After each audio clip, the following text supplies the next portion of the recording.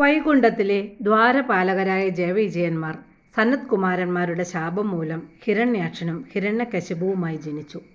ഹിരണ്യാക്ഷനെ വരാഹ അവതാരത്തിലൂടെ മഹാവിഷ്ണു വധിച്ചു. ഹിരണ്യകശിപുവിനെ വധിക്കാനായി ഭഗവാൻ സ്വീകരിച്ച അവതാരമാണ് നരസിംഹാവതാരം.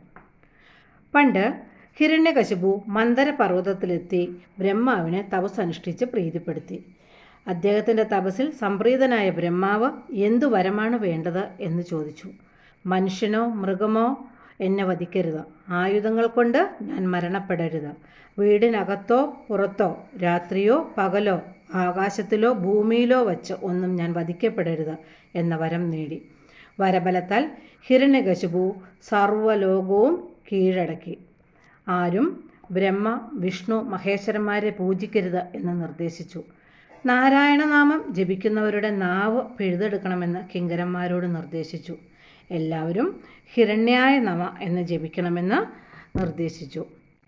ഹിരണ്യകശിപുവിൻ്റെ 4 പുത്രന്മാരിൽ മൂത്ത പുത്രനാണ് പ്രഹ്ലാദൻ.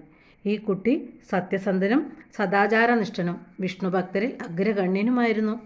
പിറന്നു വീണ സമയം മുതൽ നാരായണ എന്നൊരു ജപം മാത്രമേ ആ കുട്ടിയുടെ മനസ്സിലുണ്ടായിരുന്നുള്ളൂ. ഹിരണ്യകശിപു തൻ്റെ മകനെ വിദ്യ അഭ്യസിപ്പിക്കുന്നതിനായി അസുരഗുരുവായ ശുക്രാചാര്യ പുത്രന്മാരുടെ പക്കൽ ഏൽപ്പിച്ചു. കുറച്ച് നാളുകൾക്ക് ശേഷം പ്രഹ്ലാദനെ വിളിച്ചു വരുത്തി നീ എന്താണ് പഠിച്ചത് എന്ന് ചോദിച്ചു. സർവത്തിലും വലുത് ഭഗവാൻ വിഷ്ണുവാണെന്ന് പ്രഹ്ലാദൻ പറഞ്ഞു. അദ്ദേഹം സർവ്വവ്യാപിയാണെന്നും വിഷ്ണുനാമം ജപിക്കുന്നത് സർവ്വ ദുരിതത്തെ അകറ്റുന്നതാണെന്നും മറുപടിയും നൽകി. കോപിതനായ ഹിരണ്യകശിപു ചാടി എഴുന്നേറ്റ് നിന്റെ വിഷ്ണു എവിടെയാണുള്ളത് എന്ന് ചോദിച്ചു. എൻ്റെ ഭഗവാൻ തൂണിലും തുരുമ്പിലുമുണ്ട് എന്ന് മറുപടി പറഞ്ഞു. ഇത് കേട്ട ഹിരണ്യകശിപു തൻ്റെ കയ്യിലിരുന്ന ഗദയെടുത്തുകൊണ്ട് നിന്റെ വിഷ്ണു ഈ തൂണിലുണ്ടോ എന്ന് ചോദിച്ചു. എൻ്റെ വിഷ്ണു ഈ തൂണിലുണ്ടെന്ന് പ്രഹ്ലാദൻ ചിരിച്ചുകൊണ്ട് മറുപടി പറഞ്ഞു. ഹിരണ്യകശിപു ഗദയും കൊണ്ട് തൂണിൽ ആഞ്ഞടിച്ചു. ഒരു വലിയ ശബ്ദത്തോടെ തൂണ് പിളർന്നു.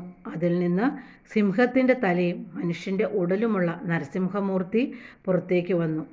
നരസിംഹമൂർത്തി വീടിനകത്തോ പുറത്തോ അല്ലാതെ ഉമ്മറപ്പടിയിൽ വെച്ച് രാത്രിയോ പകലോ അല്ലാതെ സന്ധ്യാനേരം നോക്കി തൻ്റെ കൂർത്ത നഖങ്ങൾ ഉപയോഗിച്ച് ഹിരണ്യകശിപുവിനെ വധിച്ചു.